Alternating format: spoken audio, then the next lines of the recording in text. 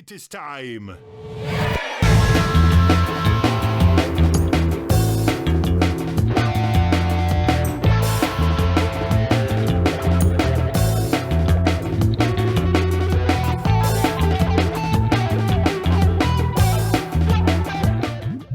Welcome to Galaxy Jams Reacts. We are here with our special guest, Caton Sollenberger from the Jauntee. Hello, how are you doing?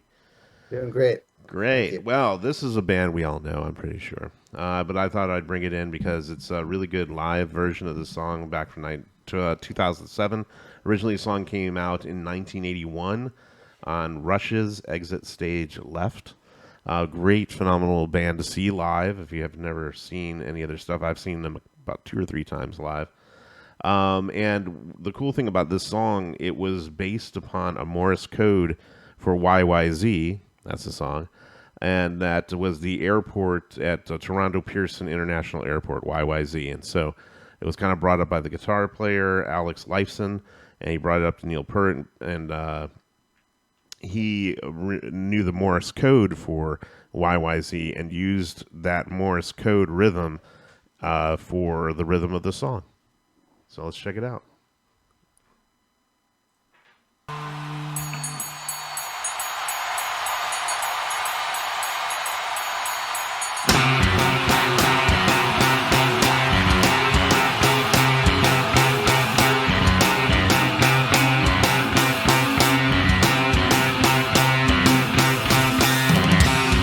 Look at that drum set. And that's what he's famous for. Yeah. He's one of the best drummers. Yeah, one of the best drummers. Unfortunately, he passed away.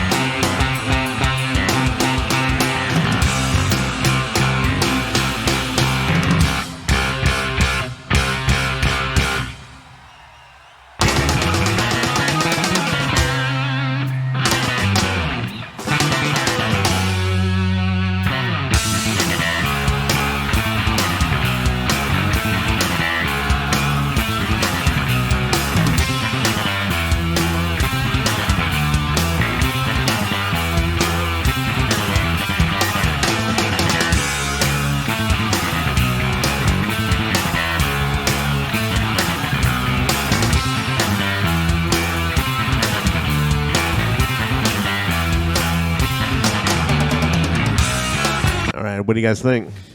They're like the kings of weird stops in prog rock, right? And also probably like one of the mightiest 3 pieces out there. Oh, yeah, I mean, for a 3-piece, they always had the biggest sound ever. Very full sound. Biggest sound ever. And I just really like also the different parts they go into. And they're one of those bands that the audience knows their music note for note. And they play it note for note.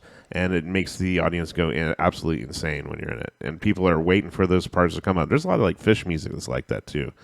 And other bands too. When you really get to know a band and they tend to play everything, especially back in the early days of Fish, they would play everything pretty much note for note. And you're waiting for that part to come up.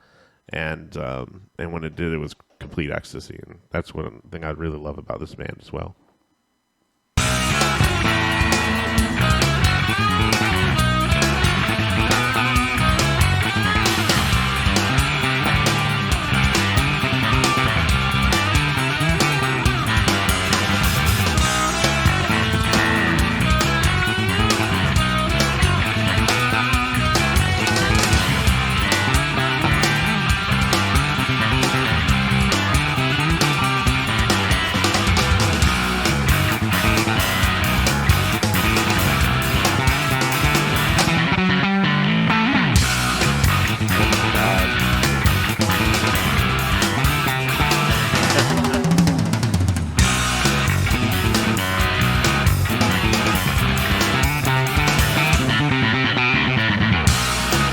That bass tone is so sick.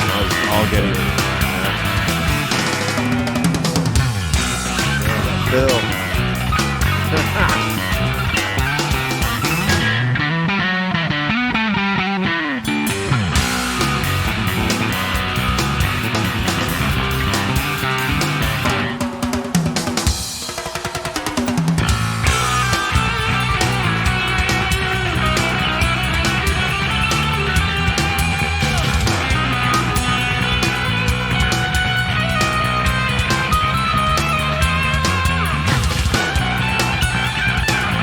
so sick. They're fucking ripping it right now.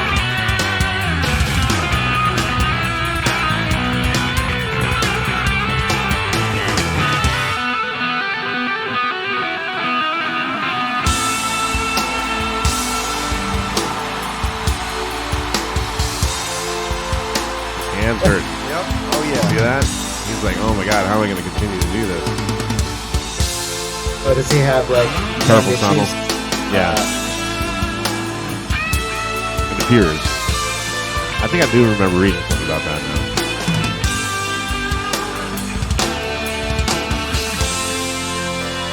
So epic. Oh my god.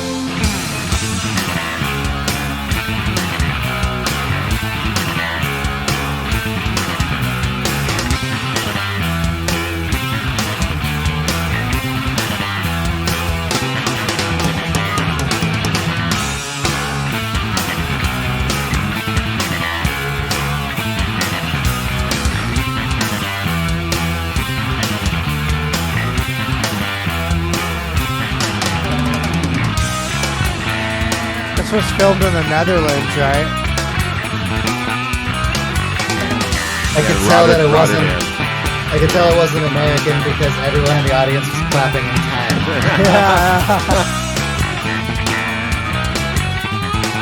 Not that many phones either. Yeah.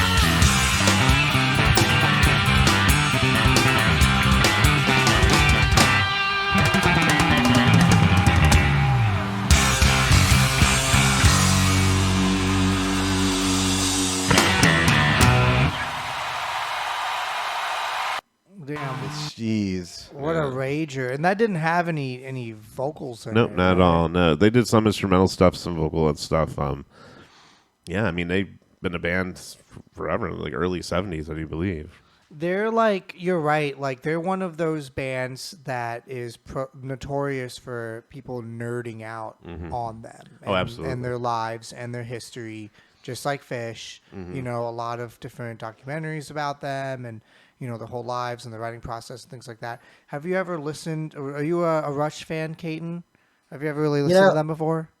You know, I don't know them that well. I do know this song, and I know, you know, a couple of the other big hits. I'm a fan. I saw something. I think it was Geddy Lee playing with Yes at like the Rock and Roll Hall of Fame induction. I almost put that in the lineup, man. That's one of my favorite things because I happened upon that that thing, and he was filling in for Chris Squire because Chris Squire died, unfortunately. Right. Actually, their drummer just died too. The original drummer for Yes, like in the last week or two. But yeah, and that I got so excited when I saw that. I was just like, oh man. And then I read something about it where he was like, it's like his dream come true to play with them. Yeah. And it totally, you know, if you listen to a lot of Yes, and then I guess I listened to the Yes first, and then, you know, only the last couple of years have I really given Rush a try. And I definitely I see the influence, but they doing their own thing. I like it. Yeah. So yeah, if you guys ever get a chance to check that, what song is that, by the way, that he plays? Like, can't remember. It's probably like Roundabout. Yeah, it's like Roundabout or something. He kills the bass line in that. And Chris Squire's bass lines are intense. Yeah. Similar kind of gritty tone too. They're all just so prolific in their instruments. Like, each of them is like a pillar of, you know, like if you're a bass player, right? I mean, Geddy Lee is, you know, one of the first ones you're quick to name. Right. And we were talking about, EJ, how bass players are like the least ones to be like keyboard players. Also, it's hard to like remember, you know, good keyboard players, right? Good bass players. I know that Geddy Lee is one of those as well. I mean, and Neil Peart is like always at least in the top 10 of drummers when, you know, people talk about them. So you can really see what a science he made the instrument. Yeah, and just Geddy Lee, all three of those guys just stuck out. And I think most of the songs were written, if I'm not mistaken, by Geddy Lee and Neil Peart. And I know that Neil Peart read almost all the lyrics when they had the lyrics in the songs too. So he was very into songwriting, which, again, that song was based off of Morse code, which is very cool. It makes me go, what else could be based off of some Morse code? That's a pretty cool rhythm, you know? Ultimate nerd stuff. Yeah, because some people, you know, it's not unknown for like math rock bands to just like Like Tool does that, Tool right? definitely does that. Don't Yeah. they make songs Yes. based out of like mathematical equations? So this is kind of a similar thing, right? Yeah. Yeah, true. Math true. metal. Yeah.